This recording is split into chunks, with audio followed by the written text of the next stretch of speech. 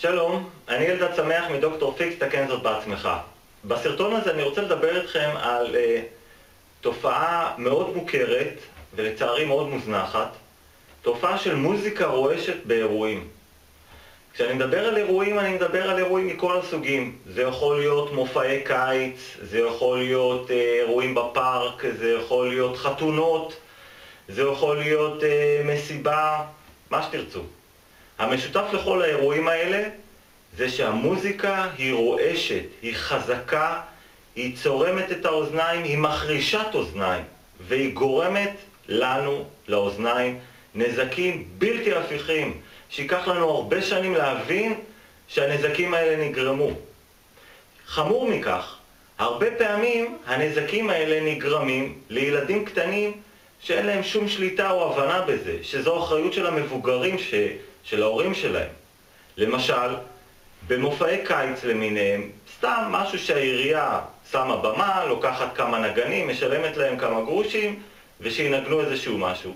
יש רמקולים שעומדים בצד, רמקולים אולי לא כל כך גדולים, אבל עם עוצמות מאוד גבוהות, וילדים קטנים, בני 2, 3, 5, 7, 10, לא משנה כמה, עוברים ליד הרמקולים האלה, משחקים ליד הרמקולים האלה, נשארים ליד הרמקולים האלה, ופשוט מקבלים את כל העוצמות המטורפות האלה ישר לתוך האוזניים וגורמים לעצמם נזק בלתי הפיך, פשוט הזוי.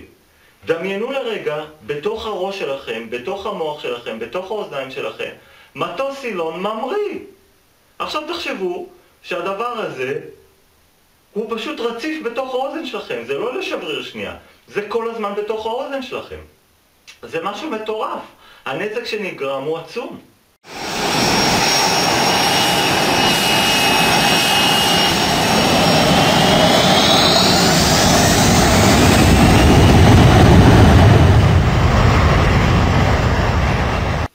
איך אנחנו יכולים להימנע מזה? אופציה אחת זה פשוט לא להגיע למקום, אבל אז אנחנו לא נלך להופעות, אנחנו לא נלך לחתונות, לא נלך למסיבות, ואיך אומרים, יש עם זה בעיה מסוימת, כי אנחנו גם רוצים ליהנות מהחיים. וזה חלק מההנאה בחיים, וזה בסדר. אז האופציה הזו קצת ירדה. אופציה נוספת זה פשוט לבקש ממי שאחראי על המוזיקה להחליש אותה. נכון, אני יודע שיצחקו מכם, ואני אישית ביקשתי בחתונות המון פעמים שיחלישו את המוזיקה, ביקשתי מהדי-ג'יי, זה לא עזר, הוא עשה כאילו שהוא מחליש את המוזיקה, אבל בפועל הוא לא החליש אותה, או שנייה אחרי שהסתובבתי הוא יגביר אותה חזרה. אבל אם תבקשו הרבה פעמים, והרבה אנשים יבקשו את זה, זה בסוף ייכנס להם לראש והם יבינו שזה מזיק, הם יבינו שאנשים לא רוצים את זה. והאופציה השלישית, ואולי הכי זמינה, והכי נוחה, והכי קלה ליישום, זה פשוט לשים אטמים באוזניים. או אטמים שאתם קונים בחנות שהם אטמים ספוגיים כאלה, בצורה של קונוס, שפשוט דוחפים אותם לאוזניים, או שתיקחו ריבוע של נייר טואלט, תגלגלו אותו ותדחבו אותו לתוך האוזניים. תאמינו לי, העוצמה שתחדור עליכם לתוך האוזן היא פשוט תרד בצורה דרסטית. אתם תגנו על האוזניים שלכם, מצד אחד. מצד שני, אתם עדיין תהנו מהמוזיקה ומהחוויה ומההנאה, ולא תפגמו בה.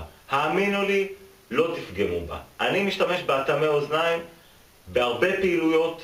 יש לי באוטו, תמיד אטמי אוזניים זמינים למקרה שאני בחתונה או באיזשהו אירוע שיש שם מוזיקה רועשת, ותמיד, גם אם אין לכם אטמים, תמיד אפשר להשיג איזשהו טישו, נייר טואלט, או מגבון, או מה שזה לא יהיה, ולדחוף אותו לאוזניים. תנסו את זה. אני מבטיח לכם, אתם תבינו, אחרי שתעשו את זה, אתם תבינו איזה נזק עצום נגרם לנו כשאנחנו חשופים לעוצמות האלה. אני אלדד שמח מדוקטור פיקס, תקן זאת בעצמך. בסרטון הזה דיברתי קצת על הנזקים העצומים שנגרמים לנו כתוצאה ממוזיקה רועשת ואיך להימנע מהם. היכנסו לאתר שלי, יש שם עוד הרבה חומרים חינמים בשבילכם, מאמרים, סרטונים, שיתופים, תגובות, עצות, עשו בהם שימוש, שתפו אחרים ותפעילו את הראש. זה חשוב. להתראות.